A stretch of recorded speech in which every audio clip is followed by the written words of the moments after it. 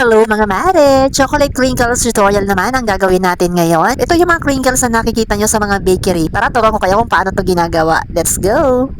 For this recipe, kailangan natin ng 375 grams ng brown sugar, tapos 2 peraso ng itlog, 2 teaspoon ng chocolate brown food color, tapos konti lang na ubi violet food color. Sa paggawa nga nito, ang ginamit ko ay shortening or lard. Ayan, gumamit ako dito ng mga 1/2 cup. Tapos ayan, hinalo-halo ko lang ito hanggang sa matunaw yung sugar natin. Tapos mga mari ko ay naglagay ako dito ng cocoa powder. 60 grams lang yung ginamit ko dito. So ayan dito, pwede kayong gumamit ng any favorite nyo na brand ng inyong cocoa powder. Pwede kayong magdagdag dito ng coffee kung gusto nyo. Para medyo ano ba siya, medyo mapait ang datingan. Ayan, tapos haluin lang natin. Naglagay nito ako dito ng milk powder. Ayan, 60 grams din ng milk powder. Kasi gusto ko yung parang milky pa rin yung lasa ng ating crinkles. Pero optional lang ito kung gusto nyo maglagay or hindi na. And so ayun mga mari ko, bago ko makalimutan, maglalagay pala tayo dito ng konting asin. Ayan, para mag-balance yung tamis nitong ating crinkles. Tapos, sinalo-halo ko lang din ito at naglagay ako dito ng 1/2 cup ng tubig. Ayan mari, 1/2 cup lang ha. Tapos mga 1/2 tablespoon lang ng baking powder. Pero pwede naman na hindi kayo maglagay ng baking powder. Optional lang din naman ito. Ito kasi recipe to ng pang bakery kaya gusto kasi nila medyo malaki ng konti ang crinkles. Pero pwede namang hindi kayo maglagay ng baking powder. Ayan. Tapos halu-haluin lang din natin ito. And then konting vanilla extract lang. Ayan. Ayoko kasi nung masyadong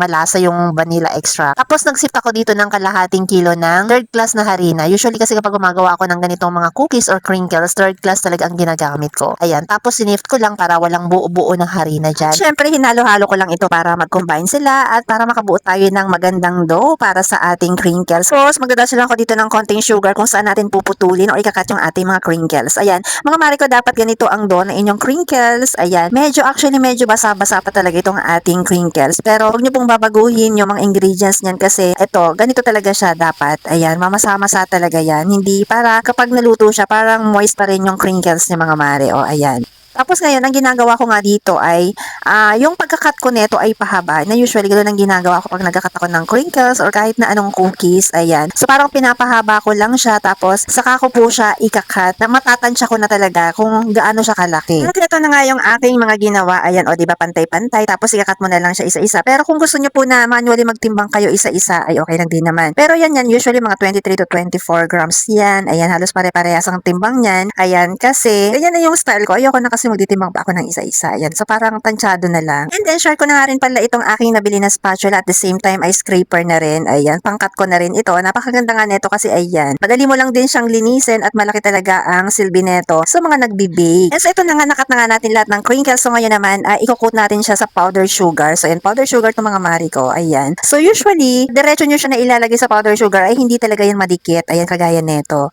So, ang ginagawa ko dito ay binabasa ko siya ng bahagya. Ayan, bisabasain natin para dumikit talaga yung powdered sugar niya diyan mismo sa ating mga crinkles. Kasi 'di ba, ang sarap ng crinkles or ang ganda tingnan kapag medyo yung pagkaputiin niya, 'di ba? Nakikita mo yung powdered sugar na buo. Ayan, o 'di ba? Tapos ganyan lang. Kung ayaw niyo ng plastic, cut siya or any tela, 'di ba? Na ayan, pagugulungin niyo lang yung mga crinkles niyo diyan. O 'di ba? Tapos ilalagay niyo na sa baking sheet. So ito yung baking sheet natin ay pinahirin ko lang ito ng vegetable lard or shortening and para hindi tayo mahirapan mamaya magtaktak nitong ating crinkles. So ayan. So tapos nga, pitpitin lang natin ng bahagya yan. Kung gusto niyo na medyo flatten talaga yung mga crinkles, pwede naman na hindi na. Tapos, ibibake natin ito sa preheated oven na 150 degrees Celsius ng mga 15 to 20 minutes lang po para moist pa rin talaga yung ating chocolate crinkles. Ayan. So, ito na nga. Luto na nga ang ating crinkles. Medyo matigas ang ibabaw niyan pero ang loob neto ay moist pa rin or malambot siya. And so, ayan na nga. Kung nagustuhan mo nga ang recipe ko ng aking crinkles, ay paki-like, paki-share at paki-follow na rin. Thank you for watching!